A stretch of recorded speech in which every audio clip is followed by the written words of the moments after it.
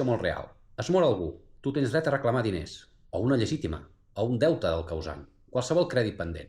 Saps que és l'hereu, però no saps si ha acceptat l'herència o no.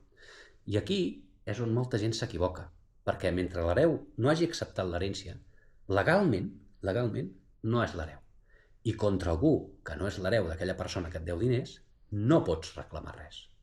No pots posar ni una demanda, ni un monitori, ni res, perquè t'arrisques a que et contesti la demanda i diguin que a mi soc el cridat a l'herència, però no he acceptat l'herència, i per tant et poden cascar.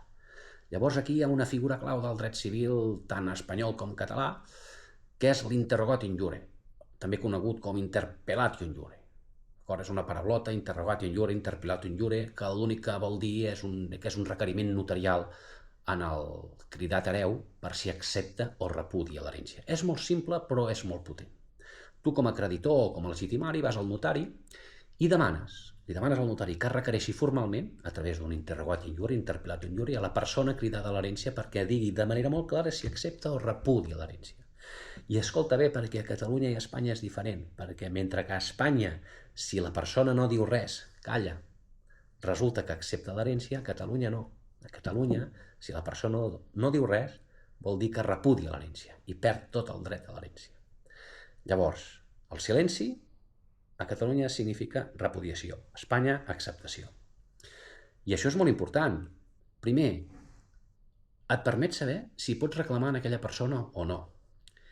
Si repudia, pots anar directament contra el segon hereu.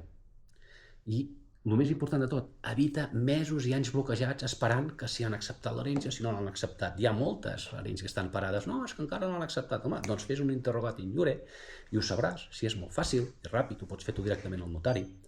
És una resposta neta, és ràpida, posa tothom davant del mirall.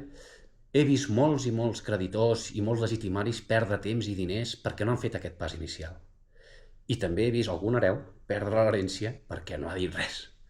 Per tant, en dret civil català i també en dret civil espanyol, dret civil comú que en diuen, no va de bones intencions, va de terminis i de decisions.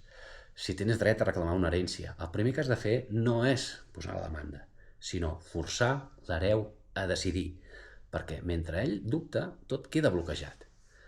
Utilitza les eines que et dona la llei i pots desbloquejar una herència, una factura, uns deutes que et deuen. Per això és important tenir advocats experts. Salut!